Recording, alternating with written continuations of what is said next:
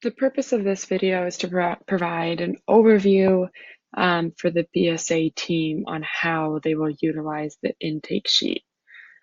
What I'll start with is, as you've seen in the PMO intake overview video, is that all of this initial information will come over from our aggregate intake sheet for all departments. And then what we're doing is sending this to a sheet specific to the City of Columbus Department of Technology. What we've gone ahead and done is we've set up an alert. So the only time a BSA will be notified is if they are assigned in this BSA column here.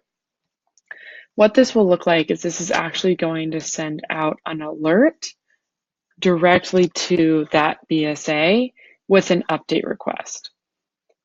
So if I go ahead and click Open Update Form, what this will do is this will provide BSAs the information to enter all of their updates into a form rather than having to go into the sheet. Obviously, that's still an option. I'll walk through that second, but it came up that this would be a better option for you all, so this is the way that it was set up. So this first section above will show you all of the information that was actually updated in that original larger department-wide or company-wide intake sheet. And then as you scroll down, all of this should in theory be filled out for you. And then you'll get to a point where it'll say BSA, and this will have your name in it. At that point, what you'll be able to do is view the additional information. So if there's a project manager assigned, you'll see them here. Maybe you need to assign a second BSA. You could go ahead and do that here. If I continue to scroll down, you'll see a project name if it's been populated at this point by Misty. If not, you'll be able to enter the project name in there. You'll go ahead and enter the BSA assignment scope. So this will actually, as you'll see in a second, be populated up to the director's office on the portfolio level. So it's really important that we have this fully fleshed out project scope that's pretty clear. Select a sponsoring department. So you'll see this will show up in a drop-down list here. Any impacted net applications. This is a free text where you can simply select NA or type in NA if it's not applicable, or allows you to enter those impacted applications.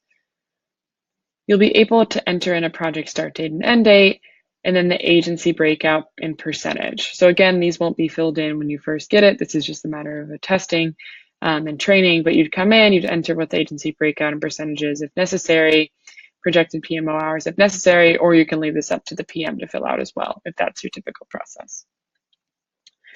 A size, an executive sponsor, so this will be the project team. They will get entered here via contact fields. You can see there's already some users entered in here. Work type, so here you can enter in the work type, the project type, business criticality, who the vendor is, and then specific items. So what's the target date for kickoff meeting, core applications responsibility. This is where you won't have to enter in the actual resource names, but you can come in and say whether resources are needed from specific areas. Once you're ready to do so, and you've submitted all of your information, your resource assignment due date, SharePoint created, yes or no, you can just go ahead and click Submit Update. And what that will do is that will actually directly update your intake sheet line item here.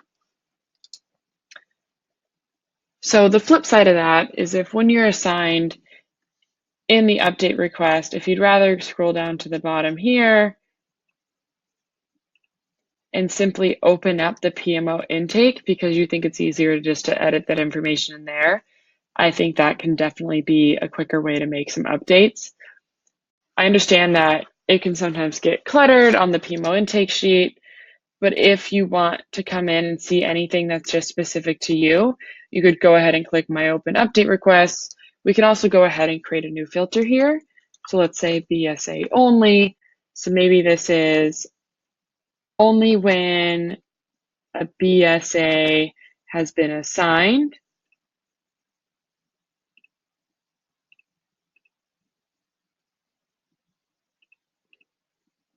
Apply. And now you see if you use this specific filter, you will only see BSA assignments. So you would no longer have to filter through all of the additional projects. So this could be a quicker way for you to go ahead and do that.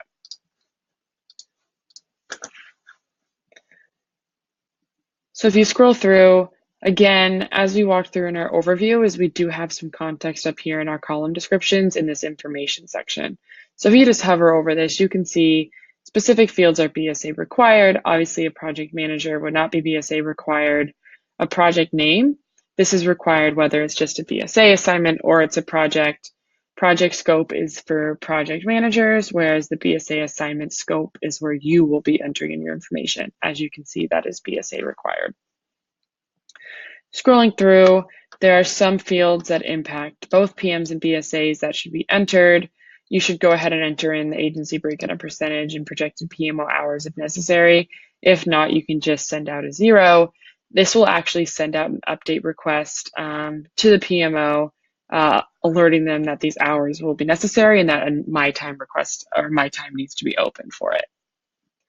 Project size, up here there's some additional context as well. So t-shirt size is based on number of hours allocated to it. Here, as shown in your update request, this is your project team where you can go ahead and enter in additional people. And then here are fields that are specific for BSA. So you can see that these are BSA required and this is PM required. So you have your specific work types, those can be entered here. Those will also be on your update request if you wanted to fill them out here. And then your assignment type. So you have the project type you'll enter, and then you'll enter the assignment type as well.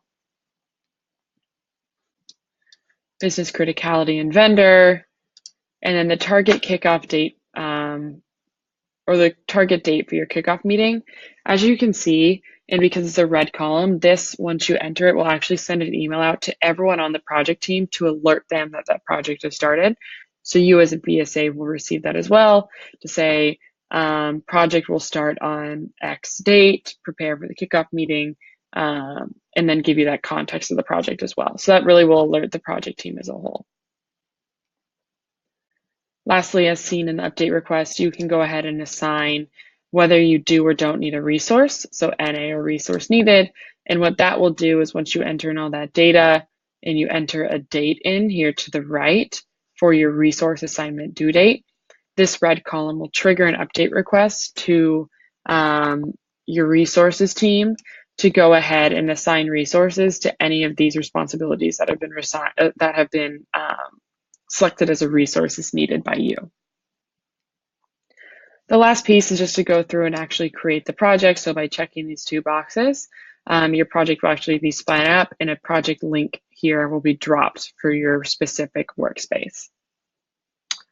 In our next videos, we'll go over any BSA specific project information or BSA closeout materials.